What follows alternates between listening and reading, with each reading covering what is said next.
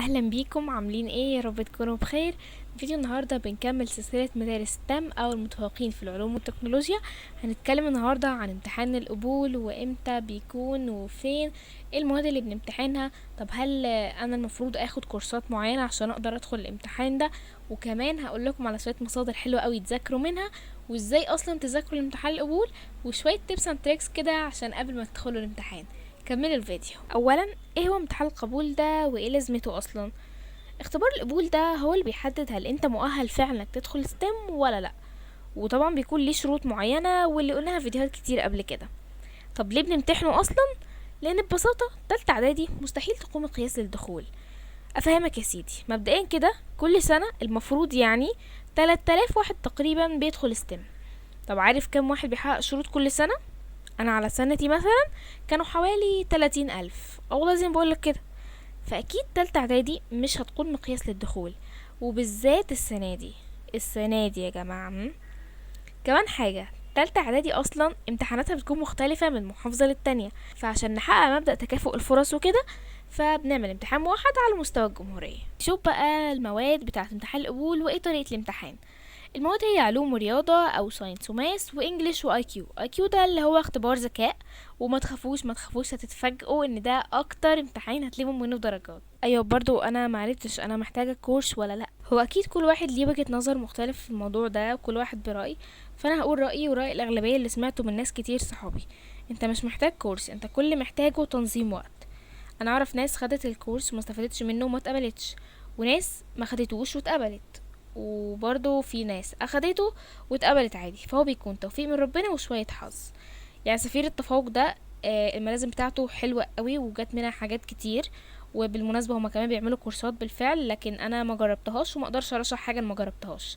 هسيب لكم الملازم بتاعته تحت في الديسكريبشن، ما تخافوش. يلا بينا على مصادر المذاكرة. بالصلاة على النبي كده انت محتاج تراجع على منهج رابعة ابتدائي لحد تالتة اعدادي، ولكن النظر اننا اتفاجئنا كلها بالشروط فكأنكم ما سمعتوش حاجة، ان مفيش وقت اصلا. فنعمل ايه؟ ركز معايا. اولا، العلوم او الساينس محتاج ضروري تراجع على اجهزة الانسان والتكيف بانواعه، عشان جت حاجات كتير منها السنة اللي فاتت، وكمان شوية حاجات في اولى اعدادي اللي هي الروابط التساهمية والايونية والحاجات دي. طب احنا عملنا فوانيس رمضان من الكتب، هنعمل ايه؟ ما تقلقوش، في موقع اسمه ملزمتي هتلاقوا فيه ملازم عن كل المناهج من ابتدائي لحد ثانوي، وحقيقي حاجاته حلوة قوي. كمان في فايل من الاخر وملموم شوية عن ملزمتي عشان مفيش وقت وكده، اسمه ستيم سيكرز. هسيب لكم اللينك بتاعه تحت، مشروح فيه اجهزة الانسان للعربي وكمان اللغات، وتقدروا تحلوا من سفير التفوق.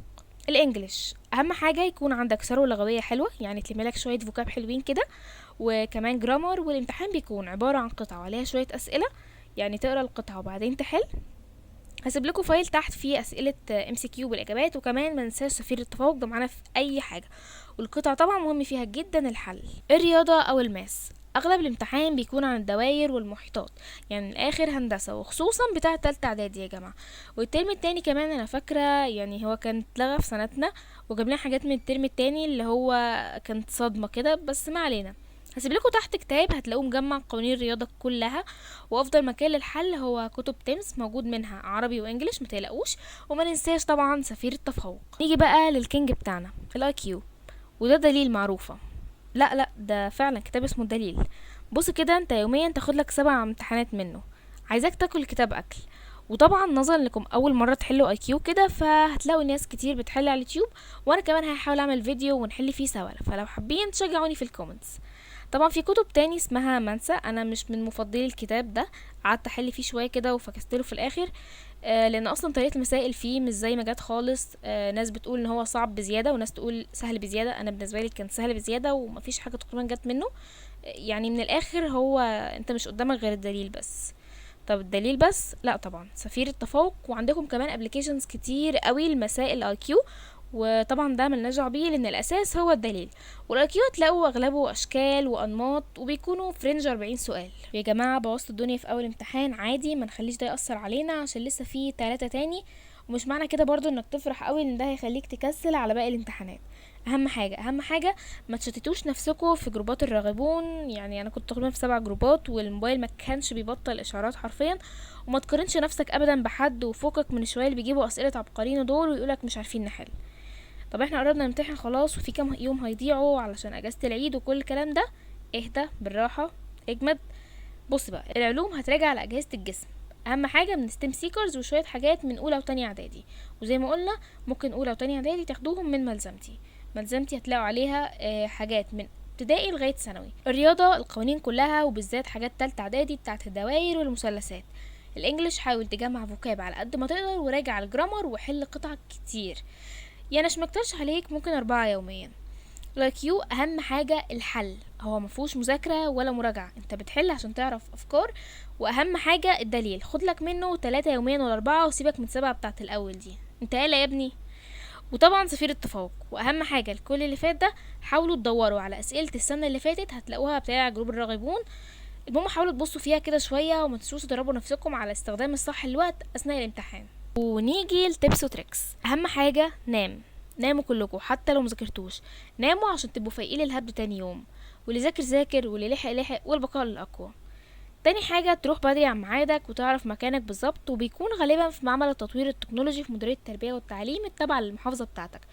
صح، انت بتعرف كل ده من خلال موقع وزارة التربية والتعليم، بتحط رقمك القومي، بيطلع لك استمارة كده جاهزة وبتطبعها عشان بتاخدها معاك امتحان القبول، وبيكون مترتب كمان فيها الرغبات اللي انت مرتبها قبل كده. تالت حاجة تتأكد انك معاك كل ورقك وتاخد منه زيادة احتياطي، يعني تجهز فايل حلو كده من قبلها وتحط فيه كل ورقك. رابع واهم حاجة خدوا معاكوا اكل وميه وعصير يا جماعه، خليكوا فريش. اهم حاجه الستر والصحه، بهزر عشان تقدروا تواصلوا باقي الامتحانات وتفضلوا مركزين، عشان الامتحانات غالبا بتكون من 2.5 ل3 ساعات، وبيكون في بريك كده كام دقيقه في النص. ما تنسوش المرايه والآلة الحاسبه. طبعا الظريف اللي ورا اللي بيقول احنا هنبقى فاضيين نظبط شكلها في وسط اللجنه، لا يا بيدي، عشان تحلوا بيها الانماط، وورق كمان عشان لو حبيتوا تحلوا فيه، وهتحتاجوه برضو عشان بيكون فيه اسئله من نوعيه طبق الاشكال وكده يعني. طبعا الادوات الاساسيه زي القلم والمسطره، استيكه، المنقله كده يعني.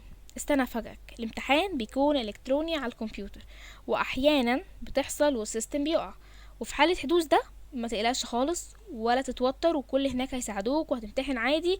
ممكن في نفس اليوم، يعني في ناس عملت كده، او بيكون ليكوا يوم تاني لوحدكم بيطلع لكم رقم جلوس تاني واستمارة تانية جديدة وكل حاجة. يعني انتوا بس متنسوش تبلغوا المشرف عشان يسجلوا العطل ده عندهم. وطبعا ممنوع دخول الموبايل، ولو دخلتوا بيه فمش بتستخدموه. وبس كده يكون خلص فيديو النهارده. متنسوش لو عجبكم تعملوا لايك وسبسكرايب للقناه وتفعلوا جرس الاشعارات عشان يوصلكم كل جديد. ولو عندكم اي سؤال حطوه في الكومنتس تحت وانا هرد عليكم. باي باي.